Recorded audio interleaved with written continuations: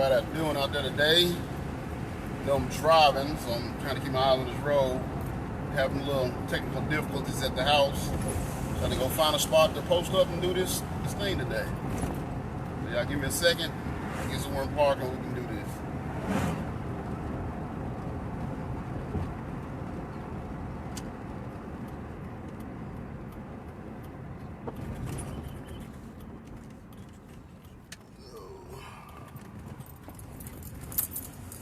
Hey, I don't know what it is that's on there already, but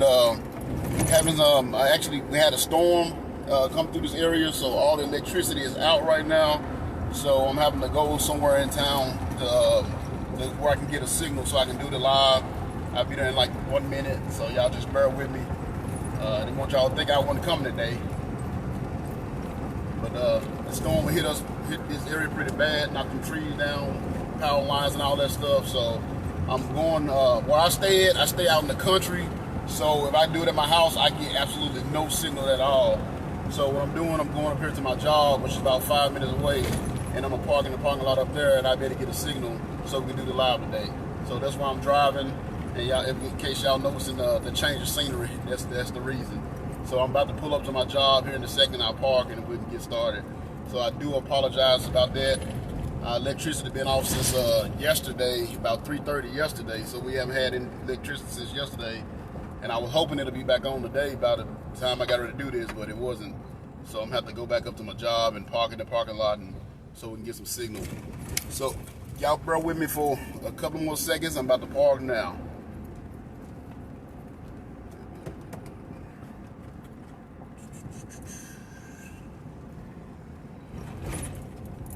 See, same thing. That was like, man, I was gonna wait till I got here and then get in, but I didn't want y'all waiting around. So I was like, well, I just go ahead and start it while I'm driving up there, because like I said, I'm here now. So here at the workplace. So if y'all see some guys harassing me right in the middle, it's probably some of my coworkers wondering what I'm doing out here. All right. So y'all give me a second. I get sit up and I get started. Ooh. About to do it from the truck today. I'm telling you, man, I've been miserable. I sleep with a fan, and I usually keep sleep with a fan, and plus I usually keep my fan going all night, and the AC pretty hot, and I mean pretty cold, and it's been hot. I barely slept last night. I was miserable. So, all right, get this open.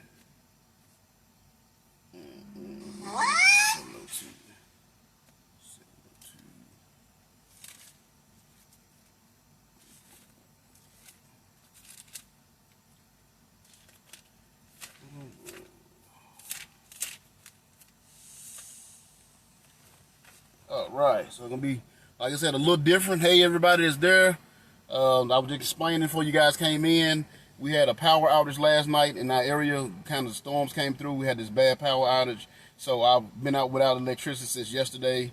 So and where I stay at, if you don't have Wi-Fi, you're not gonna get no signal. So I had to come here to my job. I'm gonna post up in front of my job so I can get enough of a signal to do the minister here today. So I do apologize, but look, at least you got to change the scenery. I don't know if it's much scenery, but it's a change.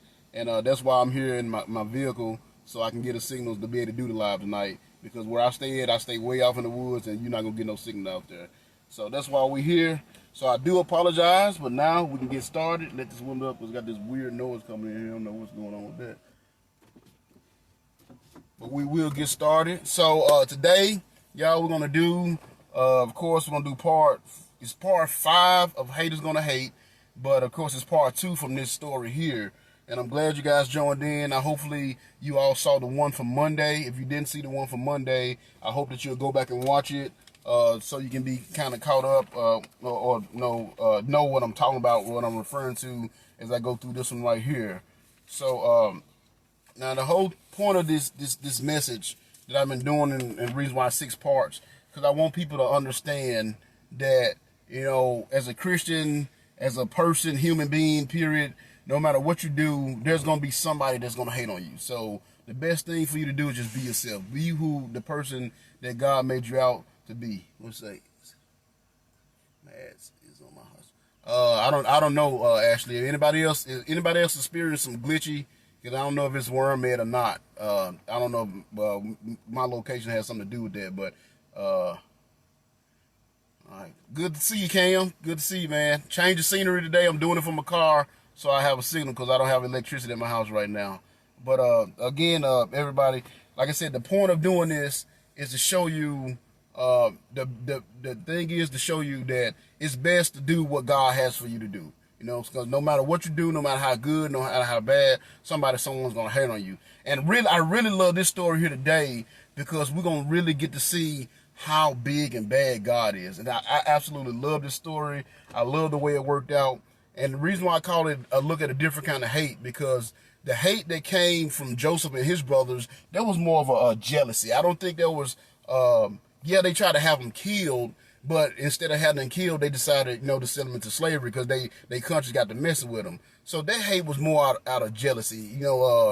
What's up, Ty? Good to see you, bro. I got you. I'll do that. So that jealous, it was out of jealousy. They felt Joseph never portrayed himself or had an attitude like he was better than them. They just felt like he was better than them because he had these big dreams and they didn't.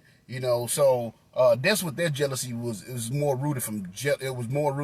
That hate was. So it wasn't spiteful or vengeful like the hate is that we're going to study today. Now the hate from this guy Haman it's a spiteful kind of hate. It's a I think I'm better than you, so I'm gonna do everything I can to put you down kind of hate. And that's why we saw the outcome with Joseph and his brothers. We saw the outcome from Joseph and his brothers. Of course, God gave him Joseph the victory over his brothers and put the brothers in a position where they had to come and humble themselves before Joseph. So God did that, and of course Joseph, they humbled themselves before Joseph. Joseph forgave them, and he took them into Egypt. His family, which they were, and he took care of them. According to the word. Whereas this guy Haman, what he's doing, he's hating on Mordecai because he felt he was better than Mordecai, and Mordecai wouldn't bow down to him. So just a little review. I want to go through a little review before we get started, and we see what led up to this point. So first it started off, the king of Babylon, he was just super rich. I mean, we talk about these football players and all this, think they're ballers. This guy was a baller because he had a party that lasted for 6 months. That's balling there. I mean, I can't even wrap my mind around how you can have a party for 6 months. So then after the 6-month party, he had this other little 7-day party, which was for all the people in his castle, all his servants and people of that nature, the ones that did all the servants doing the party or whatnot. So he had this party, and they was all just having a good time, and of course he got drunk. And what happened was, he wanted his queen, which was Vesti at the time, he wanted her to come and parade herself in front of him and his other drunk friends. And she just wasn't having it. So the way the story plays out, it makes her look like the bad guy. But like I told you guys last week, in reality, she was the good one. You know what I'm saying? Because she did what she was supposed to. She had enough self-respect for herself and for her husband, really, because really he was drunk trying to show off. And she was like, no, this is not something I'm going to do. So really, to me, she was a really down woman, down chick, whatever you want to call it. And she made the right decision by not parading herself out there. But of course, with him being the king, it made him look bad. It made him look weak. So he got upset. So he went to his counselors to find out what could he do as punishment for her. What in the law could he do to punish her for not obeying his command? Now, again, a real man would have put his wife in that situation. A real man wouldn't want his wife, would want a modest wife, which is what she was. A real man wouldn't want his wife to be parade herself around. Pretty sure he was going to have her put on the nicest clothes, some tight fit and showing everything, that walk in front of his drunk friend. See, a real man wouldn't have did that. But, he did it. But the wife, like I said, I think she was a good woman because she refused. She's like, I'm not going to do it. So she didn't do it. So, of course, it made him look bad in front of all his friends. Of course, he was drunk as well. So he went to try to find out what could he do by law? What could he do to her because she disobeyed his command? So, again, when he talked to his advisors, they told him, of course, they said, look, not only did she disrespect you, she disrespected all of us. She said, and they were like, basically, what you think is going to happen once all the other women in the kingdom hear that the queen didn't follow the king's command. Then next thing you know, it's going to be a rebellion going on, a feminist movement. That's what they were afraid of. Next thing you know, it's going to be this big feminist movement, and none of our wives are going to pay attention to us. So you need to, do something about this. So what they suggested was he had this contest, and it was really kind of a lewd contest, basically. But what they suggested was that he find, they go through his whole kingdom, which he was the king of all the known world at the time. So they suggested that he go through his kingdom and find all of the most beautiful virgins and basically hook up with every one of them until he found one that really pleased him. So that's what he did. So he put out this, and of course that felt good to him, because he's like, man, I get to hook up with all these chicks. Of course it's going to sound good to him. So that's what he did. He put out this decree, and that's what they started doing. So they started going and gathering up all the beautiful virgins in his land and bringing them to him. So what happened was, at the time when that happened, when that decree went out, there was this lady there. Her name was Esther, and she was adopted by, I believe that was her uncle. I would say that was her uncle.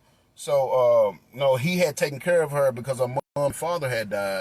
So he had taken care of her her whole life, and he had raised her as his own daughter.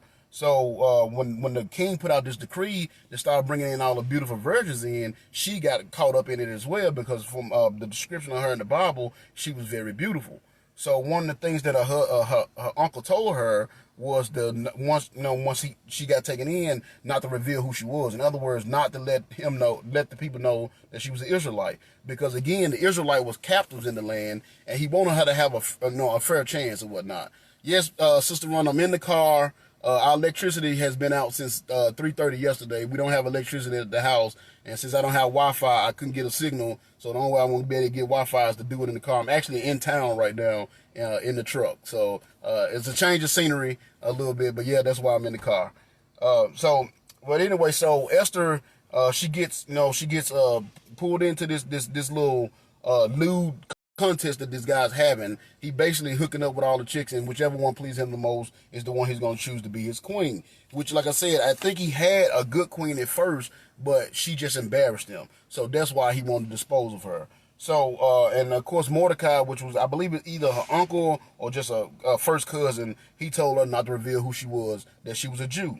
Now, of course, them being Jews, that lets you know right there off top, with them being Jews, that they worship Jehovah God. So they was a faithful man, and we're gonna see as the story goes along that Mordecai was a faithful Jew. In other words, he faithfully served the Lord. He put his faith and trust in the Lord, and that's why he was protected. And the Lord is gonna show up in a mighty way today. And I hope y'all will stay in for this whole story, because I love what the Lord did with this guy that was hating on Mordecai the way he was. So he did that, and we saw that she had God's favor on her life, because it said once she was taken in to the harem or whatnot, the head guy that was taking care of the head eunuch that was taking care of them, she was like the favorite right off top. And he started really, he gave her, a matter of fact, I'm going to read it for you real quick. He said, when Esther turned, I'm sorry, let's see, decree she was taken in. It said Haggai, which was the head eunuch, was very impressed with Esther and treated her kindly. He quickly ordered a special menu for her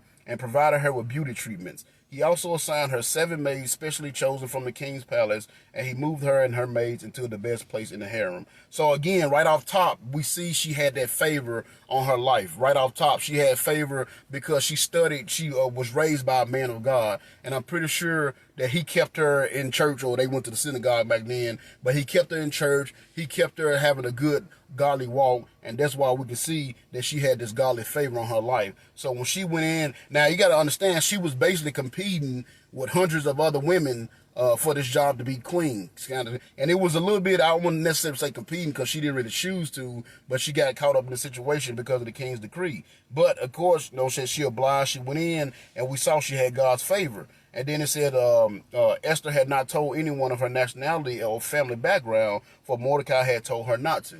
And again, we discussed how she had godly wisdom, because she learned to listen to Mordecai, because obviously he was put in a situation so she could be successful. So he was trying to get her, in a position where, she could be successful. So then, of course, it goes through the description. I'm just going over the review and I get into everything. So he goes through, they go through this, tell, and before the women had to go in, it took a year for them to do these beauty treatments. They treated them with this certain kind of perfume and certain kind of lotions, basically, and got them ready to go into the king. Now, by the time Esther got to go in, it was 3 years later. It was 3 years later. So for the 3 years, this king had been basically hooking up with every beautiful virgin in his kingdom. And what happened was he'd hook up with them once, and then he'll send them to the harem, and they basically become like his concubines. And they stay at the palace, and he take care of them forever. But at the same time, unless he requested them again, they never got to see the king again. So basically, they hooked up the king once, and then they got put on the back burner. No, this is not King George. It is King Xerxes. Matter of fact, for you guys that didn't catch the original lesson Saturday, the guy that we're talking about, the king here, is King Xerxes. And if you've ever seen the 300 movie, he's the king from that movie. That movie was about King Xerxes, and when he had to face Leonidas and the other Spartan warriors. So it was actually that king from the movie 300 that we're talking about in the Bible today. So that's actually a true event, the movie 300. Now, of course, they portrayed it a little different. It didn't happen exactly like that. It happened in the movie, but that was a real event where these 300 Spartan warriors basically held off this king. So this lesson is about that king from the movie 300. Yes, Cam, that is cool. That's why I like to put it out there. So anyway, so they go through all this. He has this contest with all his women, and then finally, when Esther's turn when it was Esther's turn to go in, she went in, and he loved her. And I was joking on the broadcast, sir. I said she put it on him, because it said, I'm gonna tell you what she said.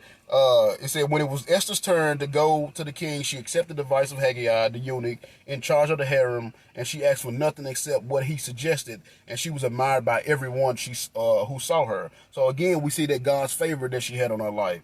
Then it says, when Esther was taken to King Xerxes at the royal palace in early winter of the 7th year of his reign, the king loved her more than any other of the young women. And he was so delighted with her that he set the royal crown on her head and declared her queen instead of Vashti. So she went in there and she put it on him, and she won the position, so to speak. So now she was made queen instead of the former queen. And like I said, this happened over a period of 3 years. So they said to celebrate the occasion, he gave a banquet in Esther's honor for all of his princes and servants, giving generous gifts to everyone and declaring a public festival of the provinces. So then that goes on, and like I said, I'm not going through the whole thing, because we did that Saturday. If y'all want to catch up on that, go to my YouTube page, and you'll be able to see the part 1 of this story. But what happened was, a little bit after that happened, because of Esther and because of Mordecai's relationship to Esther, he ended up getting promoted. He ended up getting a position as one of the palace officials. So he became one of the officials in the palace. So one day he was working in the palace, and he heard this plot by 2 of the kings, the guys that guarded the door for the kings. He heard this plot they was going to try to kill him. So what he did, he went to his niece Esther and told her about it, and of course she told the king. And when there was investigation was done, it was found out that it was true. They was plotting to kill him. So the king had those 2 guys killed, executed for trying to this conspiracy to try to kill him. So that's what we led up, and then that's the first 2 chapters. So then in chapter 3, we see this guy named Haman come in. Now he comes in, and now Haman, what he is, he's the 2nd most powerful man in the land. Matter of fact, it says sometime later, King Xerxes promoted Haman, son of Hammedatha, the Agagite, to prime minister, making him the most powerful official in the empire next to the king himself. And all the king officials will bow down before Haman to show him respect whenever he passed by, for so the king had commanded. But Mordecai refused to bow down or show him respect. And this made this man upset. Now, we talked about last week in Saturday that, Haman, he had position. He was a celebrity. He was famous. He was the 2nd most powerful man in the country, in the world at the time, basically. So he had power. He had money. He was very rich. But because he didn't have a good relationship with God, he had a lot of bitterness in his heart. And I want people to see, I hope y'all see from this, we live our lives searching for status. We want money. We want to be rich. We want the big house, big cars, and all that. But none of that stuff is going to give you the satisfaction or success in life than having a good, close relationship with God. And that's why Haman was so upset at Mordecai, because he had all these things, but he didn't have a close relationship with God, whereas Mordecai had nothing. He was an official, but he was a low official. He wasn't even a higher up. He just, your niece is the queen, so we're going to give you a job kind of thing. So he wasn't even a high official, but yet it says when he wouldn't bow down to Haman, it made Haman upset. Matter of fact, it said they went to, and I want to show this y'all, because this is where the hate came in. It says, then the palace officials at the king's gate asked Mordecai, why are you disobeying the king's command? They spoke to him day after day, but he still refused to comply with the order. So they spoke to Haman about this to see if he would tolerate Mordecai's conduct, since Mordecai had told them that he was a Jew. So again, the Jews, they were slaves, they was captives in this land. So in their attitude, how's this Jew, this captain, this slave is going to disrespect? You going to let him disrespect you like that? My boy Martez is on here right now, and he was, man, I love him to death, but he was bad about gassing people's head up. But that's what these guys did. They went to him like, man, you gonna let him disrespect you? He's a Jew. He's a nobody. He's a low official. You gonna let him disrespect you? He don't even bow down when you walk by.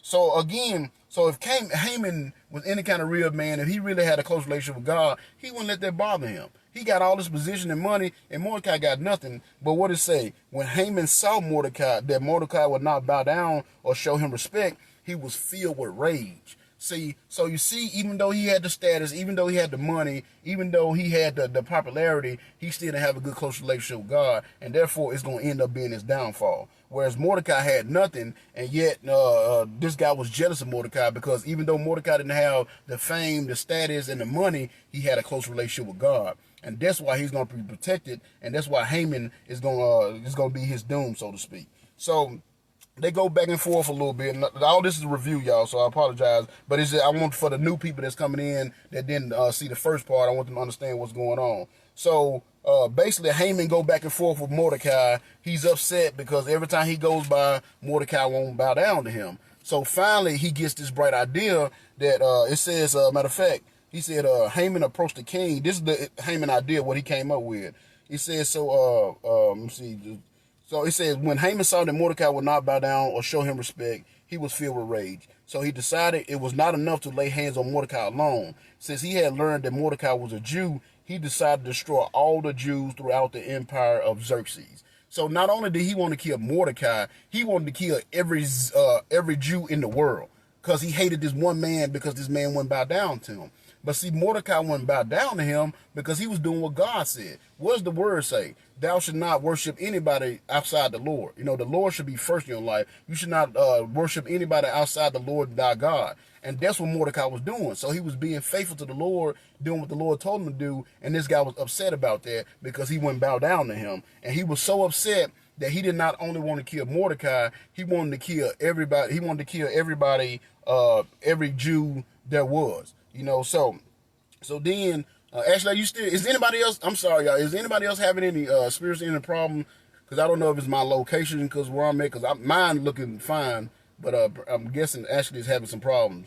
Is anybody else having any problems out there in the world? But if not, I'm just going to keep going. But if I need to reboot or something, I will. Okay, so I'm guessing it's just your phone, Ashley. You might have to tell Maddie to get off that hotspot.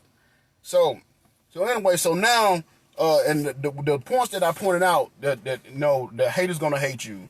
And we went through 7 when we did the life of Joseph. We had 7 reasons a hater's gonna hate you. But then we saw 2 more that popped up in this story. We see that they hated him because of who he was. Mordecai was a Jew. So Haman hated him because he was a Jew. Mordecai couldn't help that he was a Jew, but Haman hated him because of that. And then we saw in number 9, a hater's gonna hate you because they feel they're better than you. And again, that's why he hated him, because he felt he was better than him and he wouldn't bow down to him. So he hated him because of that. And then we also saw a hater's gonna hate you because you faithfully serving God. And that's what Mordecai was doing. He wasn't bound down to Haman because Haman wasn't God. And I'm the same way. I'm not going to bow down to anybody unless it's God. Unless you come down on a cloud and you got a tattoo down your leg to say King of Kings and Lords of Lords, and you ride on a white horse with a sword coming out your mouth, I'm not bound down to you. you know, because you're not God, and that's the only person you're supposed to bow down to. And that's what Mordecai was doing, and Haman hated him because of that. So he hated him so much he came up with this plot. It said Haman approached King Xerxes and said, "There is a certain race of people scattered through all the provinces of your empire. Their laws are different from those of any other nation, and they refuse to obey even the laws of the king. So it is not in the king's interest to let them live. If it please your majesty, issue a decree that they be destroyed, and I will give 375 tons of silver to the government administrators so they can put it into the royal treasury." So he wanted to pay all this money to have the Jews destroyed because this one man wouldn't bow down to him. So it shows you how bitter he was, and how lacking he was. Even though he had all these material things, he had all these worldly possessions, he was still lacking the one thing that translates to true success, was a close walk with God. And that's what happened. That's what happened right there. And that's what's going to be his downfall. So he comes up with this plot to get rid of all the Jews because he hated Mordecai so much. So the king, again, Mordecai told his niece Esther not to reveal the shit, because of course he didn't know that his wife was a Jew, basically. So the king told him, he said he agreed, confirming his decision by removing his signet ring away from his finger and giving it to Haman, son of Hammedatha, the Jews. And he told him, "Keep the money," the king said, "but go ahead and do as you would like with these people." So the king, again, king's not aware that his wife is one of those people. So he just tell him, "Look, get rid of these people. If they're that much of a problem and you don't like them that much, just get rid of them." So that's what he do. So just to finish up the review, so what happens, Haman goes out and he writes these letters using the king's name, and it says these letters were signed in the name of the king Xerxes, sealed with his ring, and sent by messengers into all the provinces of the empire. The letter decreed that all Jews, young and old, including women and children, must be killed, slaughtered, and annihilated on a single day. This was scheduled to happen nearly a year later on March 7th, and the property of the Jews would be given to those who killed them. So not only did he want to go and kill them, but he wanted to rob them as well. And he gave them incentives. So, people, and the Jews, they had money, say they was captives, but they were still, because God was always with them. So they still had money and nice possessions and things like that. And I'm pretty sure a few of them had came up, along the line as far as working for the king and things of that nature. So he told them not only did he want them killed, whoever kills them would get their money and their possessions. So you see what happened? So he gave them this incentive to go and kill all the Jews. So that's what happened. Now, that's what we stopped at. No, we didn't. So what happened was, we went to chapter 4. So when that happened, Mordecai went to Esther and told her, like, "Hey, you need to go talk to the king and let him know what's going on, and plead for our lives. Because if you don't do that, then God might raise somebody up." And of course, Esther, at this point, she had been the queen for about 5 years.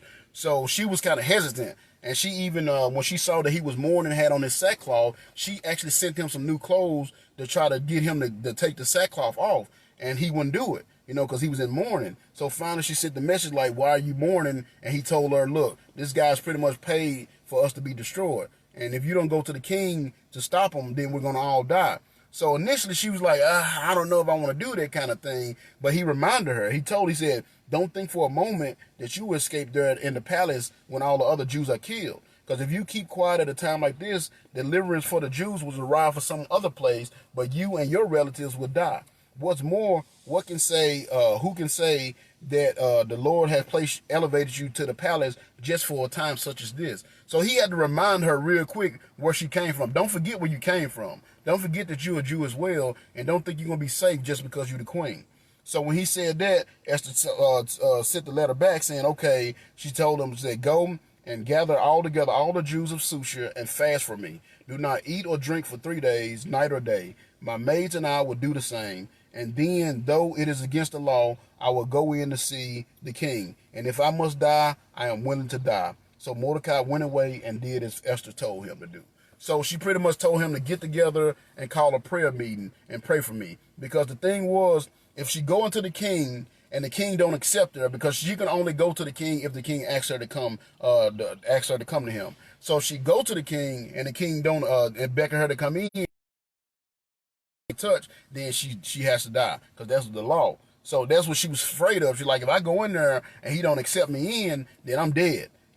So that's when they like, well, you need to do it, because if you don't, you're gonna be dead anyway, basically. So she finally accepted God's will, and she's like, well, if it's God's will for me to die, then I die, but I'm gonna fight for my people. So that's where we stopped at on the lesson that we did Saturday. And again, that was a quick review, because I don't want to take too much you guys' time, and I want to make sure everybody get to hear this second part. So that was a quick review, brought us up to where we at. What up, Corey? Good to see you, brother. So I did that quick review to bring y'all up to speed to where we at now. So now they're in a situation where all the Jews, they have this day set where all the Jews are going to be annihilated. They're not only going to be annihilated, they're going to be, they're going to be violated, and everything they have is going to be taken from them. So now, if you think about it, that's a bad situation to be in, because the king has decreed it. And like we told y'all before, once the king make a decree, it's irrevocable. You can't take it back. It's the law of the Medes and the Persians. That was mentioned over in the first chapter. Once the Medes and Persians put a law into place, you can't revoke it. So now they got this decree where all the Jews on one day has to be killed. So that's what Mordecai went to Esther to tell her, look, you got to do something about this. So if you think about that, that's a bad situation to be in. That's not fun to be in. You know that your death day, there's a day where your death is coming up because this man hates you. But the whole point I want y'all to see, and the reason why I went through this lesson, you got to put your faith and trust in God. This world is going to hate you. We in a nation right now of God haters. If you do, I'm telling you, if you want to start an argument, the quickest way to start an argument on Facebook or any social media is to say something about God. And I guarantee you'll get 100 replies just like that. It's that quick, because we in the nation, we in the point in this nation where God is the least of our words. God is often the last thing that we think about. But if you're going to be faithful to God, you're going to have a relationship with God, you have to be faithful even in the midst of something like this. This is a bad situation for them to be in. The Jews really have pretty much a point on their life. God is going to stay faithful to God. He's going to call this prayer meeting. He's going to pray for his niece to go in and talk to the king, and God is going to show up in a mighty way. And I want y'all to see, because it's actually comedic the way God did it. Because of this man Haman hated the Jews so much, the way that God did it, man, is extraordinary. So I'm gonna go ahead and pray, and I'm gonna get to it so I can so you guys can hear what God do when He showed up. Dear Lord, our Heavenly Father, come to you today, thanking you so much, first of all, for another wonderful day on this earth. We thank you for allowing us to be your humble servants, Lord. We thank you for giving us this word that you've given us to study the lives of these other individuals, these faithful individuals, to show us the way that we need to walk, Lord. And I pray that everyone today that's listening today see the point of this story. The point of this story is to let you fight our battles. Just keep serving you and let you fight the battles that arise. Because the world is going to hate us. You said it yourself, Jesus, when you came down, you said it yourself. You said the world hated me because it knew me not, and it's definitely going to hate you as well. So that's what I want people to see. Don't let the hate from the world throw them off their game. Don't let the hate from the world throw them off the path that you have them on, or don't let the hate from this world keep them from doing the work that you have for them to do, Lord. So I pray that you just be with us today. Send your spirit down upon me to use me, Lord, to bring this lesson. I'm definitely in a different predicament today. I'm having to do it out of my car so I can get a signal because the electricity is out. But I know it's all in your hands, Lord, and I pray that everything still runs smoothly and go good. But more importantly, I pray that the word get out today and the lesson is learned today from someone that's watching this broadcast, so they'll know that no matter what's going on, no matter what issues they face, no matter what they're threatened with, if they just put it in your hands, Lord, you will always take care of it, Lord. Let you fight our battles. So I pray you send your spirit down upon me. Use me to bring out this point today. And I pray you send your spirit down upon anyone that's watching this video today, and let your spirit dwell in their heart and open their hearts and their minds up so they may receive your word and use that word to build their relationship with you. I ask you to be with us as we go through this lesson today, and let your Holy Spirit guide us in the direction we need to go, and just continue to use us to do a mighty work in your name. We love you and thank you for all you've done and given, and we say this prayer in your wonderful Son, Jesus' name. Amen. All right, so that was the intro. And it was a pretty long intro because I see I got a lot of people that wasn't here Saturday, so I want to make sure y'all understand what was going on. So Haman, he's came up with this idea. He ready to destroy the Jews. The king have already gave him the okay on it. They even have a day set, which is like a year later. They already got a day set a year later to destroy all the Jews for that year. he did like right then and there. So he's gonna go to the king to request the king Mordecai like right there. He wanted Mordecai killed like the next. He's gonna come in and intervene, and I want y'all to see how great my God is. I don't know how I love the way this story worked out. So chapter 5. And for you new people that maybe have not watched this before, I'm reading on the New Living Translation. I believe in the King James wholeheartedly. The King James is the Bible that I read out when I do my reading. But for my ministry, I reach a lot of people that don't have a good, solid relationship in the church, or maybe not educated, or not have a good, solid foundation in the Word. So I read the New Living Translation just because it translated a little bit easier, so you can understand.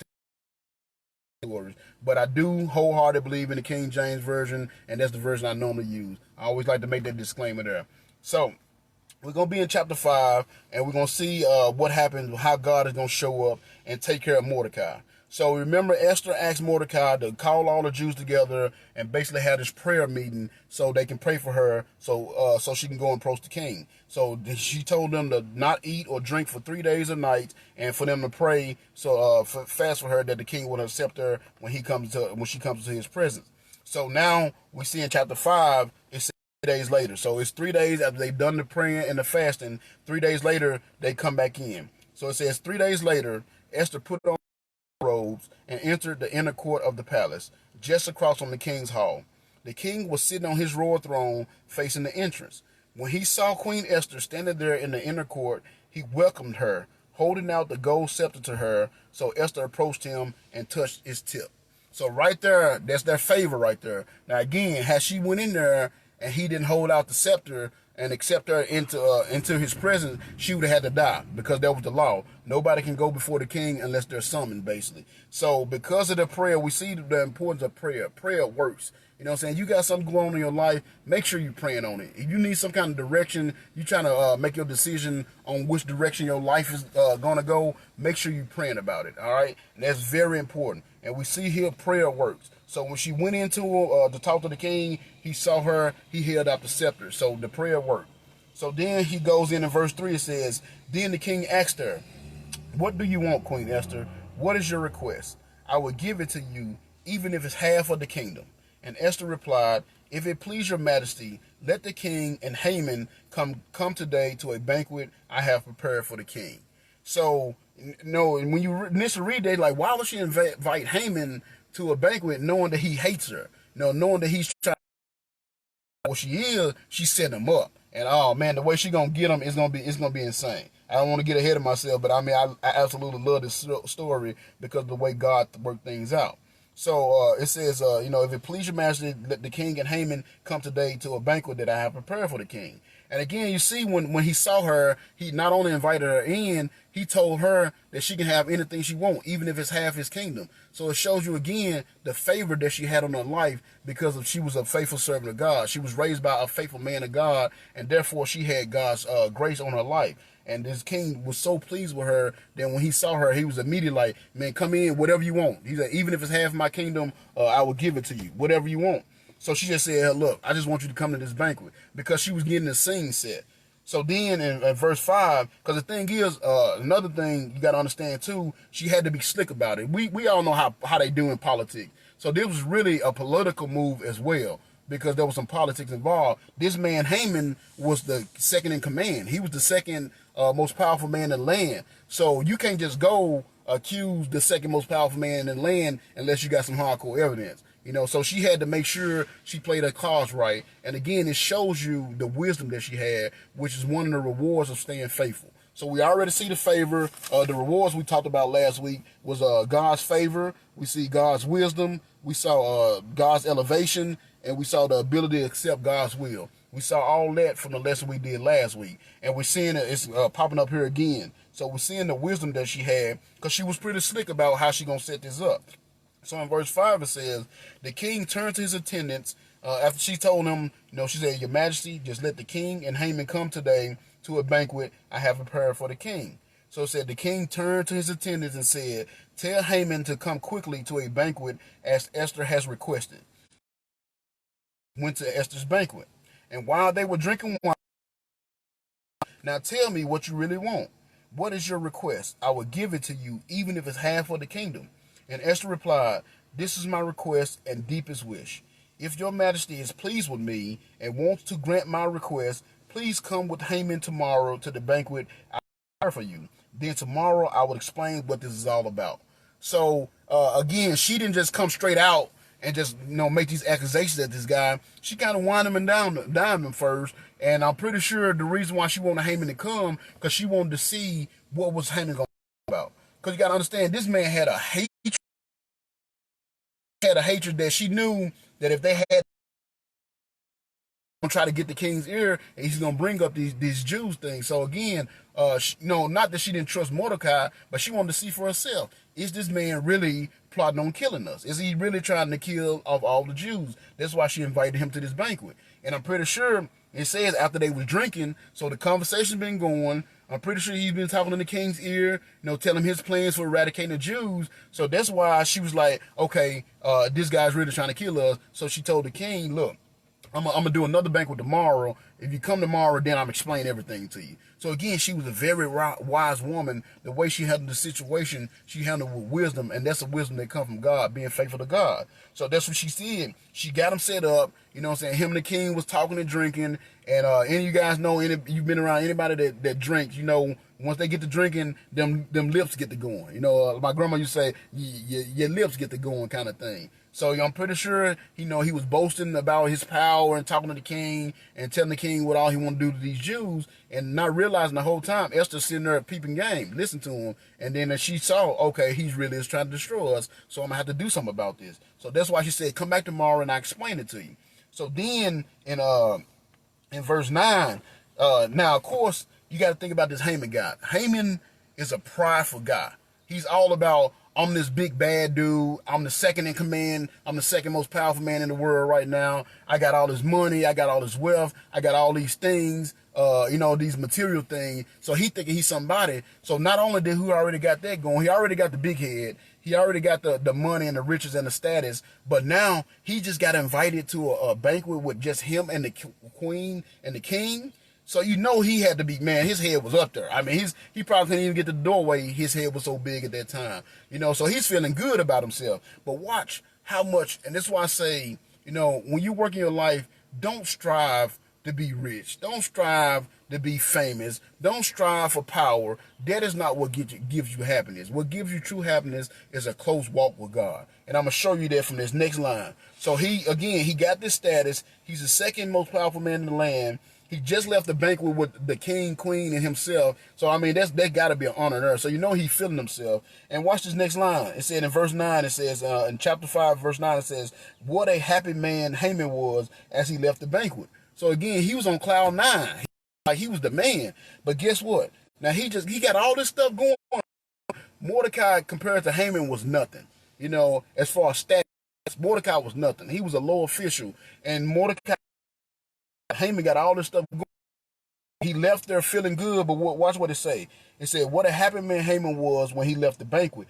But when he saw Mordecai sitting at the gate, not standing up or trembling nervously before him, he was furious.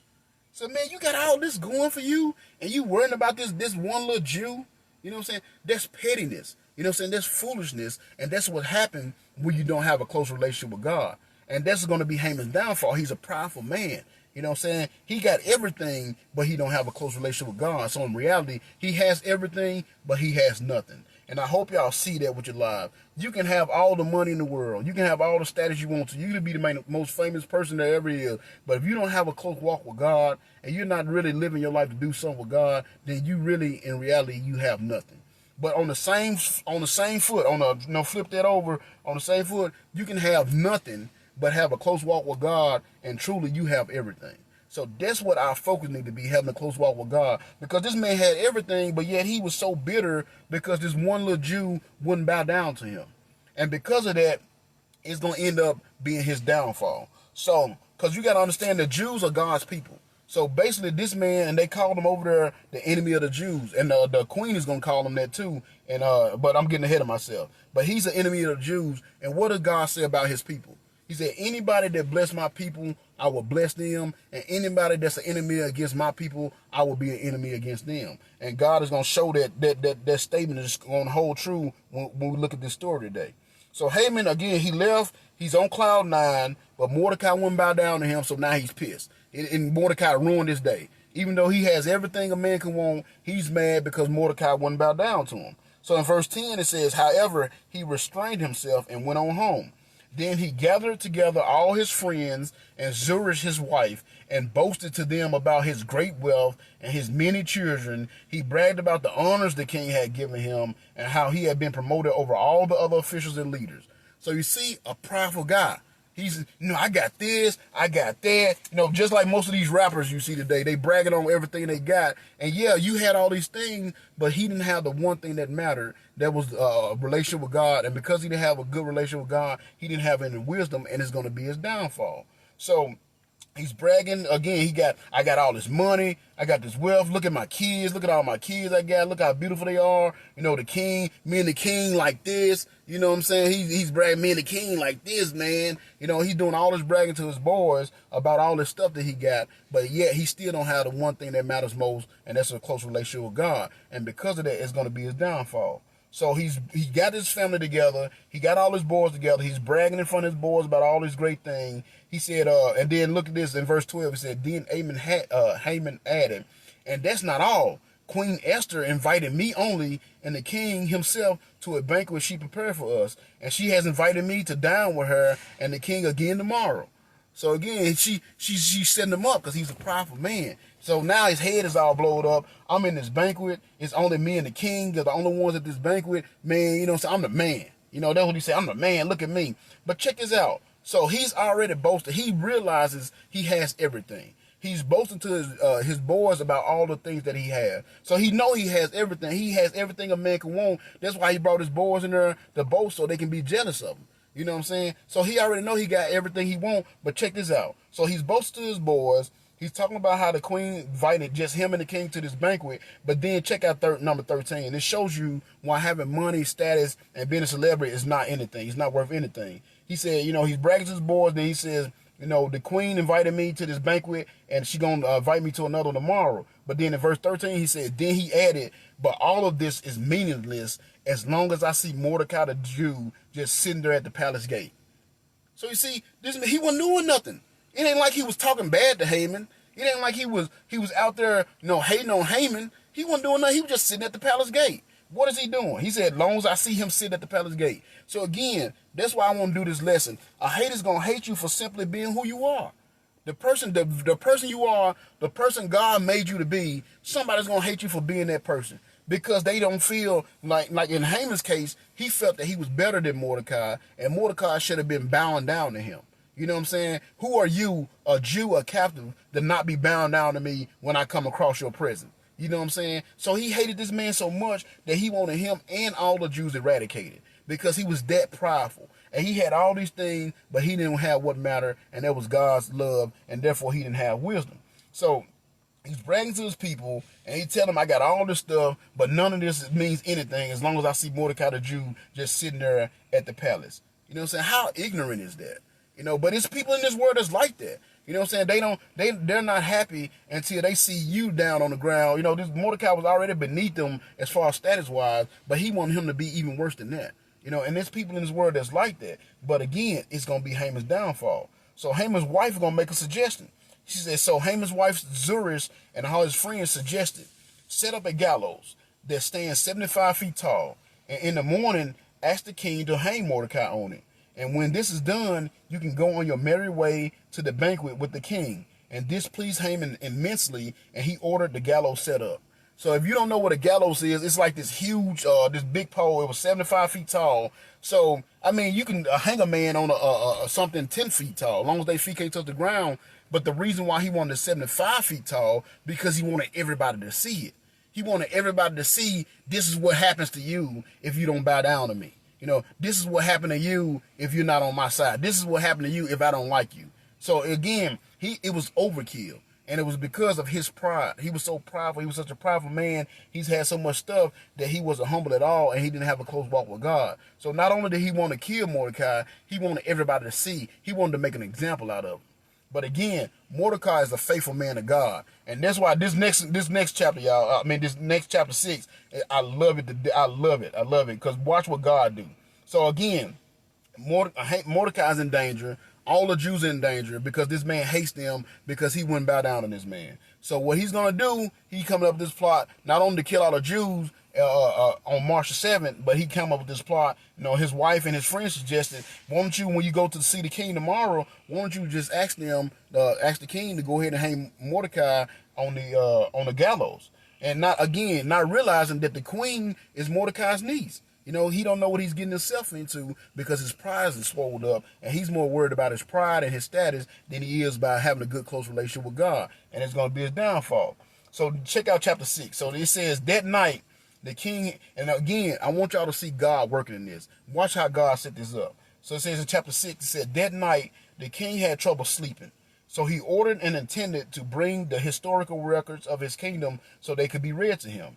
And in those records, he discovered an account of how Mordecai had exposed the plot of Bigthana and Teresh, two of the eunuchs who guarded the door to the king's private quarters. They had plotted to assassinate the king, and because they had plotted to assassinate the king. What reward or recognition did we ever give to Mordecai for this? The king asked, and his attendants replied, nothing has been done.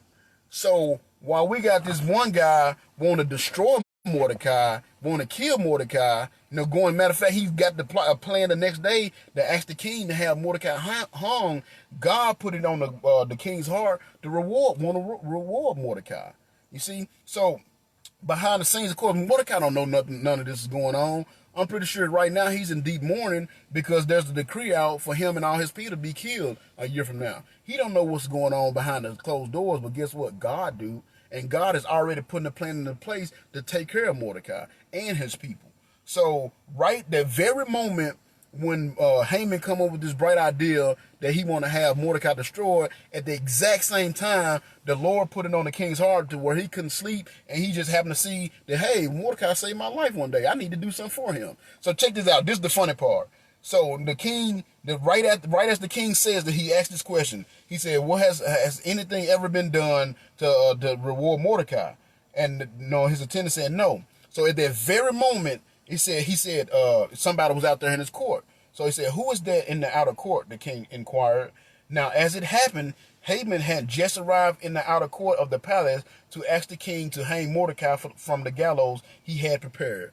So again, at the exact same moment that this guy was coming to ask the king to hang Mordecai, the exact same moment, the Lord had already put it on the king's heart that he was going to elevate Mordecai. Because again, one of the rewards that we talked about last week was number 3, elevation.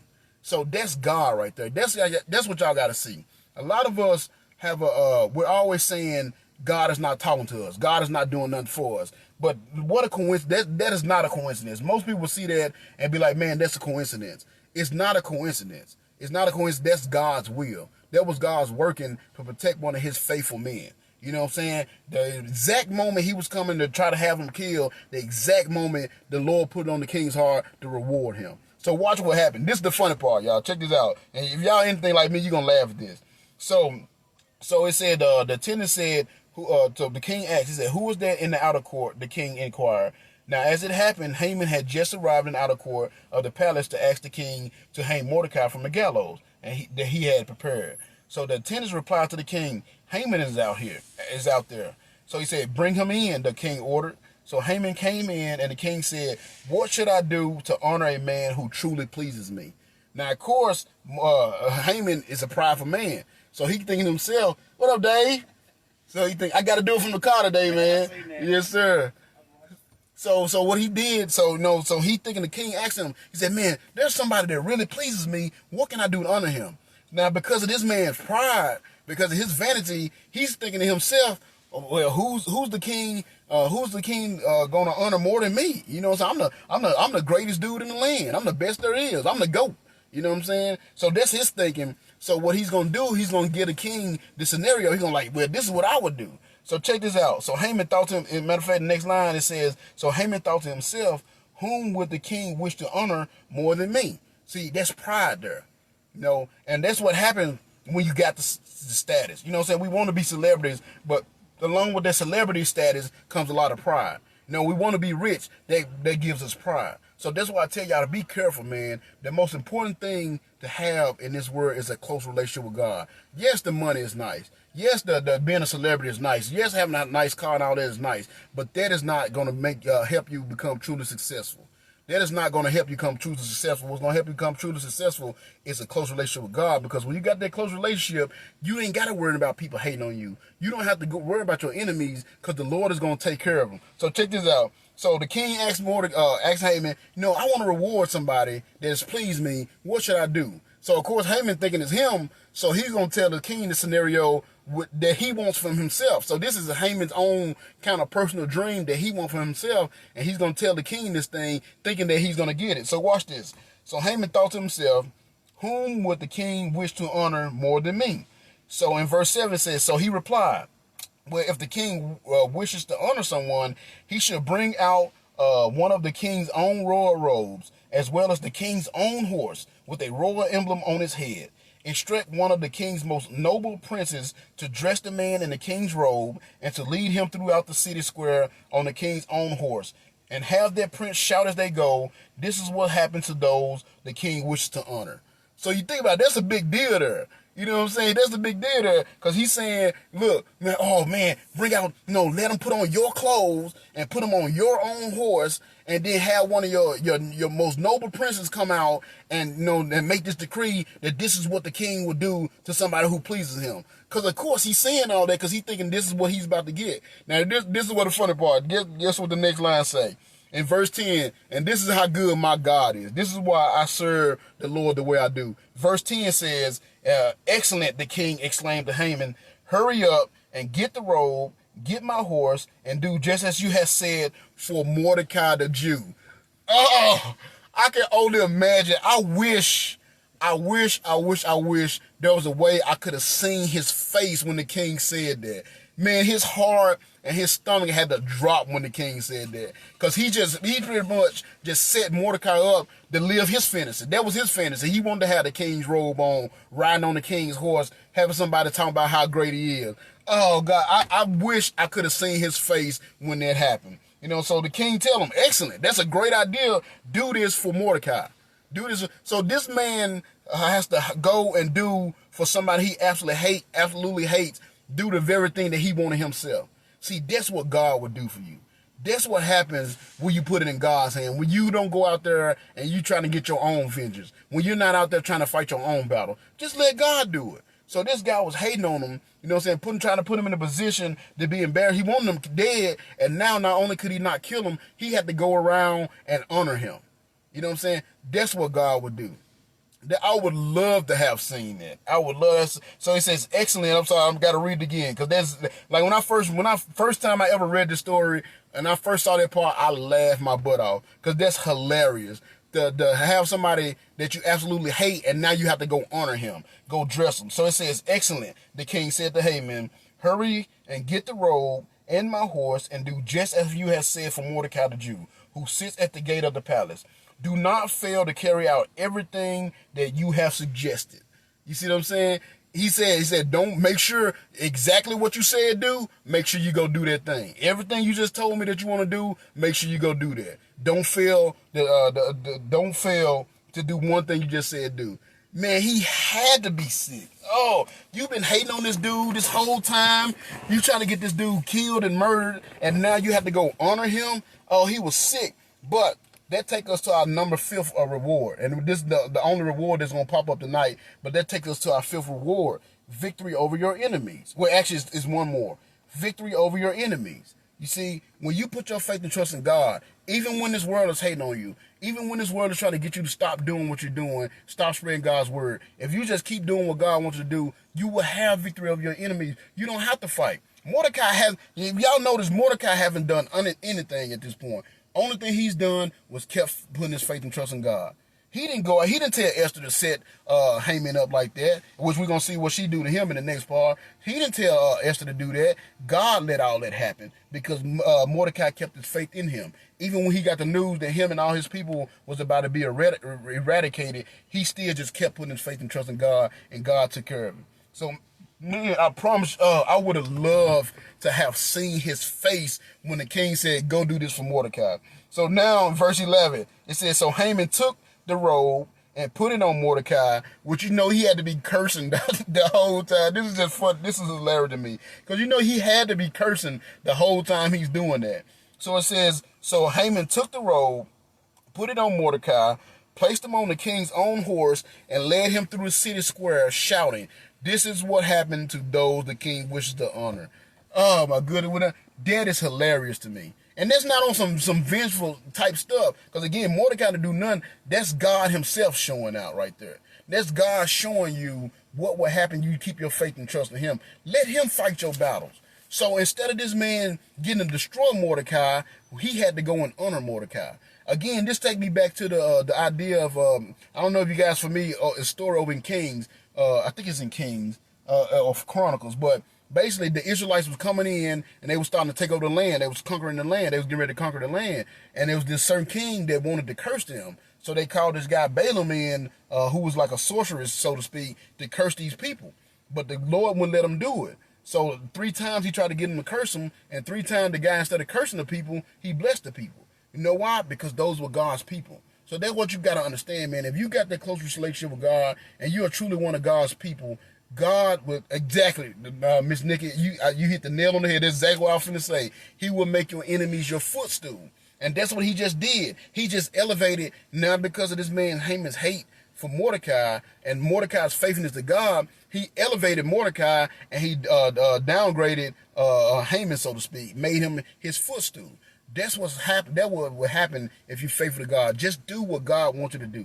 If you God got you, got some work for you to do that thing. If you do that thing, then God will take care of everything else. So he had to be sick. So not only do we hate Mordecai, he has to sit there and watch Mordecai get the thing that he wanted the most out of anything. And not only that, he had to be the one that parade him around talking about how great Mordecai was. He was sick. So then, matter of fact, it says in verse 12, afterward, Mordecai returned to the palace gate, but Haman hurried home, dejected and completely humiliated.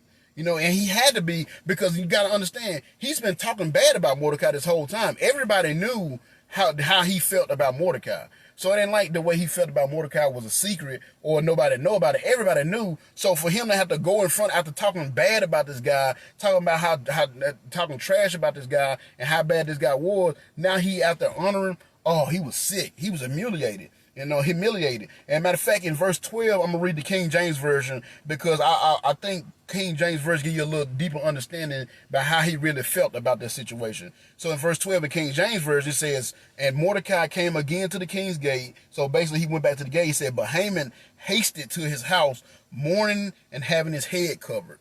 So he had his head covers and he was mourning. So that's he was humiliated, but he was so humiliated, he couldn't even show his face.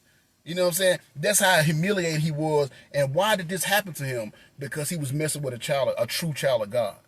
So again, people, what are you worried about in your world? Are you worrying about how much money you got? Are you worrying about the coronavirus? Are you worrying about how you gonna these clothes you gonna get to go shopping tomorrow? Are you worrying about when can you get back to the mall? Are you worrying about those things, or are you worrying about your relationship with God? Because I'm going to tell you, the most important thing the only thing you should be worried about, the only thing you should be focused on is your relationship with God. Matthew 6:33 says, seek ye first the kingdom of God and its righteousness, and the rest of these things shall be added. In other words, you make God your priority and you don't have to worry about anything else. And that's exactly what this is talking about here. You know what I'm saying? You worried about Mordecai, he made God his priority, and God took care of everything else. That's exactly what this story is talking about. It shows you what happened with God as your priority. Mordecai didn't want any of this, but God is doing this because Mordecai is faithful. You know what I'm saying? So again, he was so ashamed that he couldn't even show his face. That is hilarious to me. So he goes back home with his tail between his legs, with his head covered, because he couldn't show his face, because he tried to take on one of God's children, and God is always going to protect his people. Again, it might look bad for us in this world, people. Yes, people in this world hates us. You know what I'm saying? Yes, people in this world would rather see us be quiet and not talk about God. But you just keep doing what God wants you to do, and he will protect you. He will take care of you. So now, after this happened, you got to understand, before this happened, he was just talking to his wife and friends, bragging about, how great he was and all these things he had. But now he got to go back and tell his wife, man, look what happened. So in verse 13 it says, now when Haman told his wife Zeresh and all his friends what had happened, they said, since Mordecai, this man who has humiliated you, is a Jew, you will never succeed in your plans against him, and it will be fatal if you continue to oppose him. That was the first wise thing I've seen him or any of his people say. That was the first wise thing, because you know what? They realized he was serving God. Since Mordecai is a Jew, in other words, since Mordecai is a Jew and he's serving the Jehovah God, God is on his side. You need to leave that man alone. You know what I'm saying? That's what that's just said. And that's give us our sixth reward of being faithful to God, even amidst the hate. Now, the number 6 reward is a fear of the Lord will be on you. There will be a fear of the Lord on your life. People will not try you, because not that you're big and bad, because they can see that God has his hand of protection upon you. You know what I'm saying? They can see that, and you won't even realize it. There'll be people that are afraid of you, and you won't even realize it. That's something I get all the time. Like, anybody that know me, everybody on here knows me. I'm one of the nicest guys you ever meet. Yeah, I'm from North Memphis, and if I do get upset, I can be a lot to deal with. But it's been a long time since that happened. You know what I'm saying? And it takes a lot to get me upset. But yeah, I'm gonna tell you, so it's funny. My kids all the time, they always say, man, such is so afraid of you. Like they'll say something about a certain person, and I'll be like, who was that? And they'll be like, blah, blah, blah. And I'm like, well, why have they never said nothing to me? Because they're afraid. There's people out there that's completely afraid of me. And I'm like, for what? And it's not that they're afraid of me because I'm some scary dude that's going to hit them over the head or something. It's because of the fear of God that's on my life, because I've given my life to him and I serve him faithfully. Now, I'm not perfect. I still mess up all the time. I still got a lot of issues that I have to deal with. But when I get up in the morning, my main purpose every morning, when my feet hit the floor, my main purpose is to do something to bring honor and glory to God's name that day. That's the reason why I get up every morning. That's the reason why I can go to work. That's the reason why I'm doing this little podcast thing right here. It's because I want to bring honor and glory to God's name. And because of that, there's a fear of the Lord on my life, to where I don't have to worry about being tried by people or things like that, because they know, man, that guy walks with God. You see what I'm saying? And that's what happened here. They told him, look, this man is walking with God. If you keep on, you're going to end up. Yes, that's right. North, you spelled that wrong, but I'll let you slide because you're one of my ministry members. But, they told him, if you keep this up, this is a man of God. If you keep messing with this dude, it's going to be bad for you. But guess what? It's too late. Because he's already got a decree put in order to have all the Jews eradicated on March the 7th, signed by the king. And since that decree has already been signed, then it's in order. So it's already too late. He's already made a fatal mistake. So they told him, you know what I'm saying? So they tell him, they said, look, since this man Mordecai has humiliated you, since he's a Jew, if you would never succeed in your plans against him. And what does it say over there in the book of Romans? If God is for you, who can be against you? And people, that's why I do these podcasts, man. That's the whole point of my ministry, to try to help people understand, man. Nothing is more important in this life than your relationship with God. That is the most important thing, because that's where your protection comes from. That's where everything comes from. All your grace, your riches, your elevation, all that comes from having a close relationship with God. And we see that here. You know what I'm saying? Mordecai hasn't done anything but stay faithful. That's all Mordecai has done, and because he stays faithful, the Lord is fighting his battle for him. So he told him, since he's a Jew, you won't succeed against your plans against him. And the reason why he can't succeed in his plans against him, because God is for him. And if God is for me, who can be against me? I think that's the quote actually on my Facebook page. If God is for me, who can be against me? So then he said, and they told him, like, it's going to be fatal if you continue to oppose them. But guess what? It's too late. Because right in verse 14 it says, while they were still talking, the king eunuchs arrived to take Haman to the banquet Esther had prepared. So it was too late now, because he's on his way to this banquet. And now it's going to come from which we finna see what happened when God shows up. You know what I'm saying? We're going to see what happen when God shows up and take care of his people. Because God has promised us that, man. And we forget that so often. Soon things start going bad, the first thing we want to do is run away from God. Soon things don't go the way we want to go. The first thing we want to do is run away from God. Blame God. God, where was you at when this happened? Where was you at when that happened? God had your back. You the one left God. I can't tell you how many times, man, I've heard people say, because one of my main ministry, which I haven't got to do in a while, and I'm missing it. But and the reason why I'm doing this on Monday night, because normally I'd be in the jail right now preaching. But one of my main ministries, I go in the jail and I'll be talking to guys, and I can't tell you how many times I've heard guys say, man, I used to be real close with God, but I'm not no more. And I was asking, what changed? I said, because God says I'm the same yesterday, today, and forever. God never changes. So if you used to have a close relationship with God and you don't know more, it's not because God has turned his back on you. It's because you've turned your back on him. So that's why I want y'all to see from this. It's important to keep their relationship with God no matter what's going on. Because if you do, the God will have your back. That's why he's saying, seek ye first the kingdom of God and his righteousness, and the rest of these things shall be added. So now we finna go and see what happens to Haman. So Haman, he's, Mordecai's already got his victory over Haman personally. Now the Jews as a whole is about to get their victory over Haman. Because check this out. Now watch what Esther do to him. Now he's already got the big head because Esther invited him to this little banquet the day before. And she, hadn't really said anything about why she wanted the king to come to this banquet. So now this is the second day. She told the king, come back tomorrow and I'm going to tell you what this is all about. Because like I said, the first banquet, I believe, was a setup. She wanted to see was Haman really plotting to kill all the Jews, which I'm pretty sure after he got to drinking, he started talking about it. So she, confirmed for herself, like, yeah, this man is really trying to kill all the Jews. So now in chapter 7, and this is one of my favorite ones. It says in chapter 7 says, so the king and Haman went to Queen Esther's banquet. And while they were drinking wine that day, the king again asked her, tell me what you want, Queen Esther. What is your request? I will give it to you even if it's half the kingdom.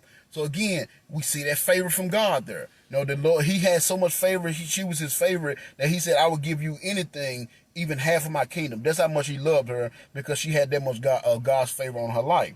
So then she finally breaks down and she tells me in verse 3. And it said, and so Queen Esther replied, if your majesty is pleased with me and wants to grant my request, my petition is that my life and the lives of my people be spared. Whew. You know what I'm saying? So you got to be like, well, hold on, what you talking about? So watch with this. Because, I love the wisdom. And the wisdom that she used to handle the situation only comes from God. Because, again, this was a political situation. So she just went to him and said, spare me and my people life. You know what I'm saying? Now, again, Haman still has no idea what's going on, and the king don't neither. So, matter of fact, the king says, she said, if it's, I'm sorry, I'm going to read it again. Say, if your majesty is pleased with me and wants to grant my request, my petition is that my life and the lives of my people be spared. For my people and I have been sold to those who would kill, slaughter, and annihilate us. If we had only been sold as slaves, I could remain silent. For that would have been a matter too trivial to warrant disturbing the king. So in other words, she said, if this dude had just wanted to make us slaves, I would have been cool with it. I wouldn't even say nothing about it. But that's not what he wants. He wants us to be killed. He wants us to be annihilated. So I have to speak up. So of course, she just told the king that somebody's trying to kill her. You know what I'm saying? You just told the king that somebody's trying to kill his wife. He's not going to like that. So, of course, he stood up and said, he said, who would do such a thing? King Xerxes demanded. Who would dare touch you? So he's pissed. Who in their right mind would think to touch you? Do he know what I would do to him? But again, Haman has no clue. So check this out. Again, this is one I wish that, like, if I ever get to heaven and I got an opportunity, God, to take us back to see certain events, I want to go back and see this dude's face when she says this right here. So the king jumps up. He's upset. He said, who would do such a thing? King Xerxes demanded. Who would dare touch you? And Esther replied, this wicked man Haman is our enemy. Oh, I can imagine that dude being my color and then just turning pale white when she said that. His heart had to fall into his stomach when she said that. Because he had no clue what he was getting. He didn't realize by hating on Mordecai that he was hating on Esther, because he didn't know the family resentment. Because remember, Mordecai told Esther not to say where she was from. So he had no clue that when he put this plan in order to kill all the Jews, that he was actually putting the plan in order to kill the king's wife. So man, I wish I could have been there to see his face when she said that. So she said, Esther replied, "This wicked man Haman is our enemy."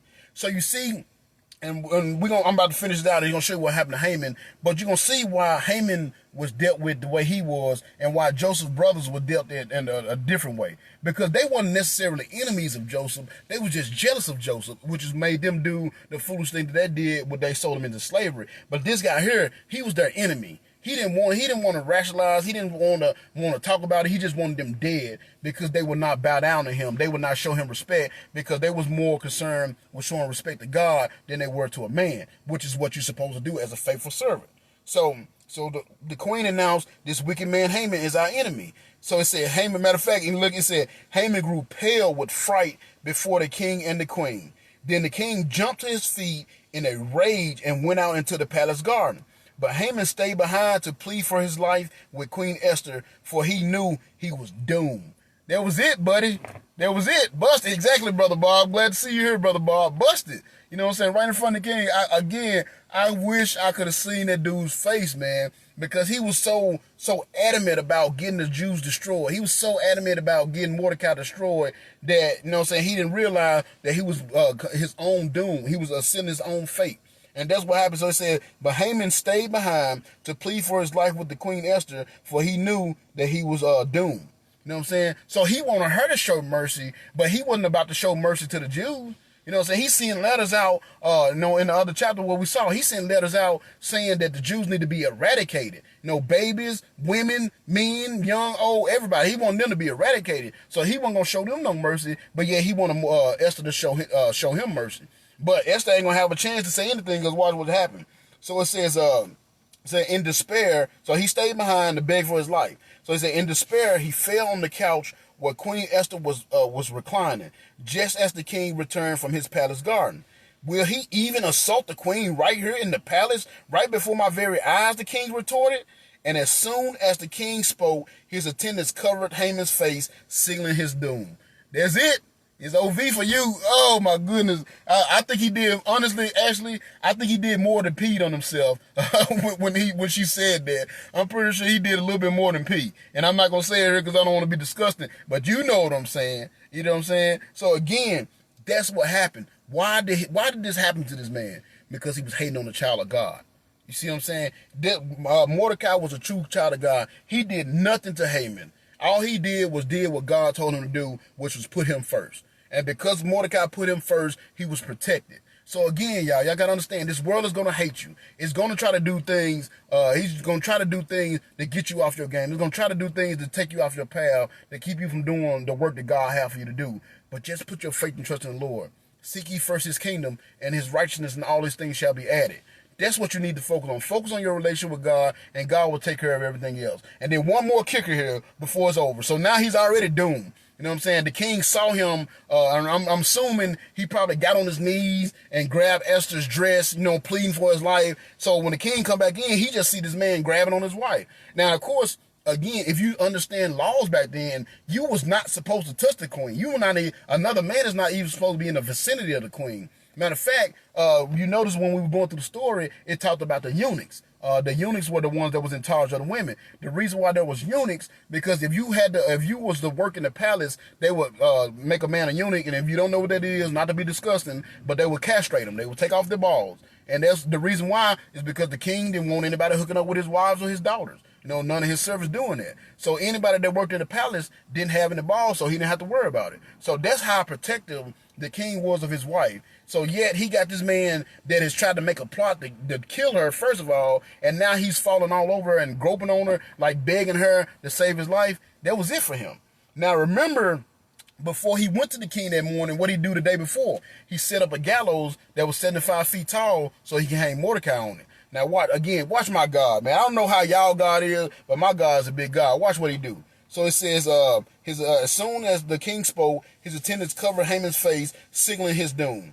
Then Harbona, one of the king's eunuchs, said, Haman has set up a gallows that stands 75 feet tall in his own courtyard. He intended to use it to hang Mordecai, the man who saved the king's life, from assassination.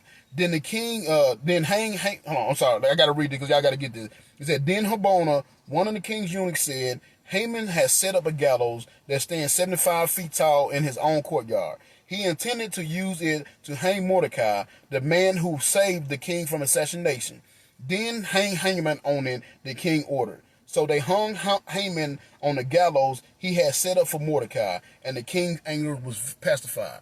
So the very trap that he set for Mordecai, the very thing he set up for the destroy the man of God was used for his downfall. So that's why you got to be careful. You out there trying to set traps for people, trying to get vengeance for people. What is that old saying? And I don't know verbatim, but it goes something like, if you're digging a ditch for somebody, go ahead and dig 2 of them because you're going to need one for yourself. See, that's what happens when you try to get revenge. That's what happens when you hate on people, when you try to set people up. You know what I'm saying? The very traps that you try to set for others will be the very ones that you fall into. So you got to be careful there. So we see here that all Mordecai did was stay faithful to the Lord. And because he stayed faithful to the Lord fought his battles and rescued him from this man that was hating on him for no reason. See what I'm saying? Because a hater's going to hate. And that's the whole point of this. And and we're going to stop right there because there's 3 more chapters. And I mean, I don't want to have too long of a service. I'm trying to get it to at least under 2 hours so people watch them. You know what I'm saying? So I'm trying to work on that. So I'm going to stop right there. But I want y'all to see, the reason why I want to do this because I want y'all to see what happens when you put your faith and trust in God and let God fight your battles. If you let God fight your battles, you don't have to worry about them people hating on you. You don't have to worry about them people that's trying to do you dirty. You don't have to worry about them people that's trying to set traps for you, because the very traps they're setting for you, the Lord is going to put in a position where, you know what I'm saying, it'll catch them instead. So this man hung up a gallows, went to the king to ask the king to hang Mordecai on it, and he ended up being hung on his own gallows. That's like going to buy a gun to kill somebody and then getting killed with your own gun kind of thing. And I just, like I said, when I read this chapter, man, I love this chapter because it shows you the blessings that you receive from staying faithful to God. You know, the hater's going to hate. And we've seen from this story, we've seen 3 aspects of hate from this story. And I'm just going to do this as I close the review. The hater's going to hate you with simply being who you are. You know what I'm saying? Haman hated Mordecai because he was a Jew. And again, at this point, the Jews were captives in this foreign land, but he hated Mordecai simply because he was a Jew. So a hater's going to hate you for simply being who you are. So just be who you are, because no matter what you do, they still going to hate you. We also saw that a hater's going to hate because they feel they're better than you. That was Haman's problem. He felt he was better than Mordecai, and he felt Mordecai should be bound down to him. And when Mordecai didn't, he hated him to the point where he wanted to have him eradicated. So that's what's going to happen. A hater's going to hate you. Just be who you are. And then we also saw a hater's going to hate you because you're faithful to serving God. The reason why Mordecai wasn't bound down to Haman, because you don't bow down to anybody outside of God. So he was doing exactly what God wanted him to do, and the haters hated him for it. But we also see 5 rewards from that, 6 rewards from that. We saw God's favor. We saw how God had his favor on his niece Esther, that allowed her to be queen, that allowed her to be in a position where she was able to save the Jews. We saw God's wisdom. We saw the wisdom that Esther used when she was handling this situation with Haman, and the way she set Haman up for his downfall, basically. We saw elevation. We saw that because of Haman's hate on Mordecai, the Lord elevated Mordecai because Mordecai stayed faithful. You know what I'm saying? Had Haman take him around on a horse and elevate him that way. Mordecai is now in the palace official. And to finish out the story, and I want y'all to come back because I'm going to finish up the story Saturday. So I hope y'all will come back for that part. But we're going to see that the very position that Haman had that he wasn't satisfied with is this very same position that Mordecai going to end up being moved into. So not only did Mordecai not able to kill Mordecai, everything that he had, Mordecai was pretty much able to receive because Mordecai stayed faithful and Haman was hating on him. We saw also number 4, the ability to accept God's will and put it in his hands. And that's what Mordecai and Esther did. They accepted God's will and they put it in God's hand. And they just prayed that God would protect them from this enemy of theirs. And then the 6th thing we saw, a fear of the Lord will be upon you. And we saw how Haman's relatives started seeing, like, hey, man, you need to leave this dude alone. He's a man of God. And if you don't stop, it's going to end up being fatal for you. And exactly what they said happened because the servants came to pick him up for the banquet. He went to the banquet, and he never returned from it. You see what I'm saying? So in closing, again, while I'm doing this, and we got one more part, and it'll be part Saturday at 5 o'clock. So I hope y'all tune in, and we're gonna finish up this story on the life of Mordecai, and the haters gonna hate. But we got that one part that will be done. But again, I want y'all to see from this that no matter what you do, no matter how good, no matter how bad, there's gonna be somebody somewhere hating on you. So you might as well just do what you know God wants you to do. Do the things that you know God has for your life. Do the things that you know God wants you to do. And if you do that, put your faith and trust in God, walk in his ways and serve his purpose and his will, then guess what? You will be protected. You don't have to worry about fighting your own battles and protecting yourself, because the Lord will fight your battles for you and he will protect you. So that's it for today. I hope y'all enjoyed that. I thoroughly enjoyed those. I couldn't, honestly, after I did the story, after I did the story Saturday, I couldn't wait to do these 3 chapters, because it's my favorite chapter, because I love to see the way God showed up in here. And again, God treated Haman the way he was trying to treat the Jews. You see what I'm saying? Because you see, again, when we go back to last week when we did the story of Joseph and his brothers, Joseph's brothers died. Joseph didn't kill his brothers. He took care of his brothers, because, again, they weren't being vengeful or spiteful. They were just being jealous. Whereas this man, he was being vengeful and spiteful, and that's why he was doing the things he was doing, and God took care of him. And he ended up losing his life because he was fighting against God, essentially, because he was trying to mess with God's people. And God does not like when you mess with his people. So if you want to make sure you got the hedge of protection on your life, you want to make sure that you don't have to worry about all these haters, then make sure you have a close relationship with God so you can be one of his people, and that way you'll be protected. All right, so thank y'all for joining in today. I got a couple of announcements before we get out of here, of course. Make sure that you keep sharing the videos. A few of y'all have been sharing the videos, and that has been a real blessing to get this word around. I appreciate y'all for doing that, because I really want to get this ministry to growing, and it has grown. I've had some new people come in that I haven't had before. I've had about one new person just about every week, so that's really been a blessing. And I know it comes from y'all out there telling people about it and sharing the video. So please continue to do that.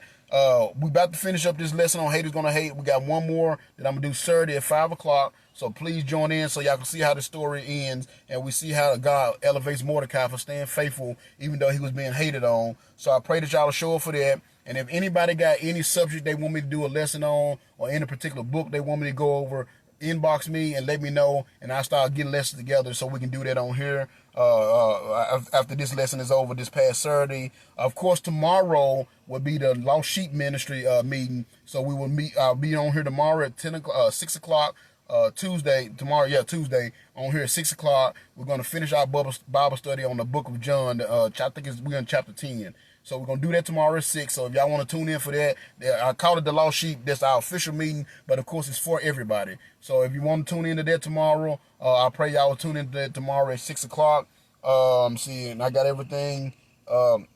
I want to thank everybody for praying for our church. We finally made a decision that we're going to buy the church that's in front of us. Everything worked out with the insurance that we're going to be able to do it. So I appreciate all the prayers there. And I thank y'all, and I ask y'all continue to pray for us as we move forward. Pat, I know you ain't just getting here, man. Man, talking about actually getting in when everybody get in their car. But good to see you, brother. You're going to have to go back and watch it because we're finishing up right now. So I thank y'all for that. And the last but not least, last announcement, if there's anybody watching this that's not sure about their salvation, if you're watching this video and you're not 100% sure that if you was to die today that you would go to heaven, please reach out to me. Inbox me, or you can call me. You can go to Facebook. My phone number is on there, and my page is public, so you can easily go look at my phone number. But please call me and let me know, and I will go over the gospel with you all, because that's the most important decision that you will ever make. The most important decision you'll ever make is making the decision to trust Jesus Christ as your Savior. Because you see what happened to Mordecai. It saved Mordecai's life because his faith was completely in Jesus. Well, it wasn't in Jesus at the time, it was in God, Jehovah God. But his faith was in God, and that's why he was protected. That's why he was allowed to live. And this is the same situation. The most important decision you ever make in your life is to trust Jesus Christ as your Savior. So if you've never done that, you're not sure how to do that, or you want to hear more about how you can do that, please, please, please reach out to me so you can I can go over the gospel with you and tell you how you can accept the Lord as your Savior.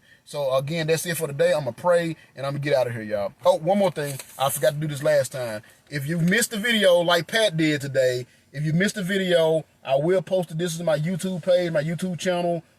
If you want to go back and look over all the sermons I've done before, every single thing I've done is on my YouTube page. So if you ever miss anyone, of course, this is Haters Gonna Hate Part 5. So if you want to go back and watch the other 1 through 4, they're all on my YouTube page. I will try to get this one on downloaded. Matter of fact, number 4 and 5, I still got to get on there. I try to get that done sometime this week. But all my other sermons are on there. So this is my page. There's a space between each one. Go to YouTube, to the search bar, type that in, and it'll take you to my channel right there. And you can go and see all of them down there. All right, so I love y'all, man. I'm gonna pray for you. I'm gonna pray for y'all, and then I'm gonna get out of here. Okay, dear Lord, Heavenly Father, thank you so much for watching over us today. Thank you so much for this wonderful message, Lord.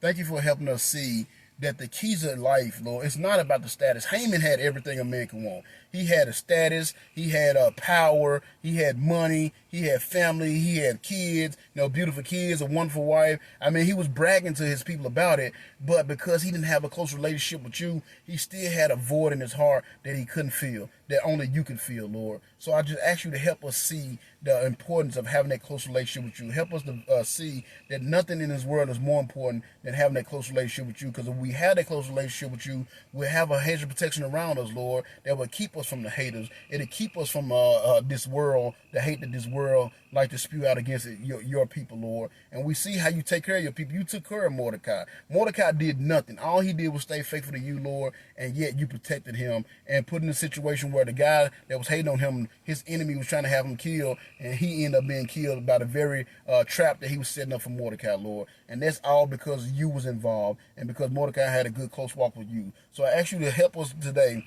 Take this word, take this lesson, and put it in our hearts, and let it apply. Help us apply to our lives, and help us to see the importance of having that close walk with you, Lord. Help us see the protection and the blessings and the favor that we get from having that close relationship with you, Lord. I pray you continue to watch over this ministry, Lord. Continue to use me and my family, Lord, to do the work that you have for us to do. I've had some of the hate thrown my way at times, but I'm determined to keep on going forward and keep on doing the work that you have for me to do, Lord. And I pray you continue to give me the encouragement and enthusiasm I need to continue in your work. I pray for your power, love, and wisdom over all my people, Lord, that are part of my ministry.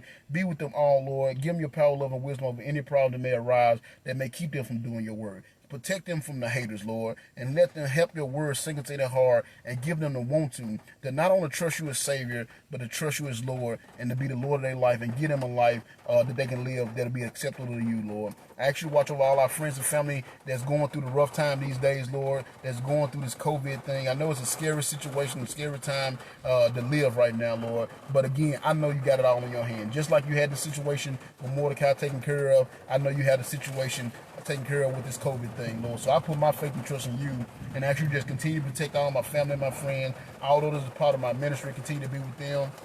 Anybody that I've led to you and shared your gospel with, Lord, I pray you continue to be with them and help them grow in their relationship with you as well. And I pray you continue to shine your love and grace down upon them as they continue their walk with you. I pray you be with this country, be with all our leaders, Lord, all our political leaders, the judges, the president, all of them, Lord. I'm not one to bash anybody. I don't believe in politics. I know the only way this country's going to get back to where it needs to be is faith and trust in you. But I do pray for those that you put in authority over us, Lord. I pray that they will have wisdom to make the right decision to get this country back to where it needs to be and to get this country turned back to worshiping you and standing on the foundation that this country was built on. And I pray for the day where the world as a whole, Lord, we will humble ourselves and pray, seek your face and turn from our wicked ways so that you may hear from heaven, forgive our sins, and heal our land. Be with all the small businesses right now, Lord, that's suffering because of this COVID thing. I ask you to just be with them and give them the encouragement they need to continue to make it through. I ask you to be with all the military families, all those that are away at war, that can't be with their family in this trying time, Lord. Keep them safe and keep their families safe, and help them to see that no matter how far away from you they are, they're not how far away from home they are, they're never too far away from you. And I also ask you, Lord, as a special prayer, to be with all those people that are using and abusing this world. It goes on way more than we realize, Lord, and I pray you just keep your hand upon them, quicken their spirit so they don't have hatred towards you because it's evil thing they're going through. But then I pray that you make a way for them to get out of this abuse, and I pray that you give them the wisdom to take that way when it's presented to them. And I also ask you to pray, I also pray that you would change the heart of the abuser so they may not want to do this evil thing. And last but not least, Lord, I pray that if there's anyone that's watching this video right now, anyone that's in the sound of my voice that do not know you as Savior, I pray that you would touch their heart, humble their hearts, and give them the courage to reach out to me or to reach out to some pastor that will share your gospel with them and help them make the decision to put their faith and trust in you as Savior. I thank you so much for this wonderful day. I thank you for making the way. It's not my usual position that I'm in. I'm in my car, and I'm pretty sure everybody can hear the rain coming down, but the show must go on, Lord. I'm not going to let the weather, the devil, or anybody keep me from doing the work you have for me to do. And I thank you for providing a way for me to get out today. I thank you for all the ones that joined today, and I pray that everyone that listens to this message was blessed and will have a closer relationship with you because of it. I love you so much. Thank you for all you've done and given, and I pray this ministry continue to grow and touch the lives of others and have an influence on them so they can have their walk with you. Continue to be with us, bless us, and guide us, and give us the strength so we can get everything done that needs to get done and get everywhere we need to be according to your will and grace. I love you with all my mind, heart, body, and soul, and thank you for everything you've done and given. And I say this prayer in your wonderful Son, Jesus' name. Amen. Amen. So I thank y'all for hanging in there. Tez, bro, man, I appreciate you for coming today, man. That's a blessing, man. That's my brother. I've been knowing that guy for a long time, man. Thank you so much for tuning in today. Pat, you're going to have to go back and listen, bro. It was a good one, too, man. Even Ashley showed up today. You weren't here. I think y'all the same people, because one day you'll be here, and then Ashley won't be here, and then next day Ashley won't be here, and you'll be here. What's going on with that? But I love y'all. Y'all take care of yourselves, man. I love you all. I'm praying for y'all constantly. I hope y'all are doing the same for me. And remember, tomorrow at 6 o'clock, I'll be doing the Bible study on the book of John, chapter 10. So if y'all want to tune in for that tomorrow, I would love to have you there. And remember, just continue to take care of yourself. Be safe out there. And always watch your back and pray. I love y'all. Y'all have a blessed rest of your day.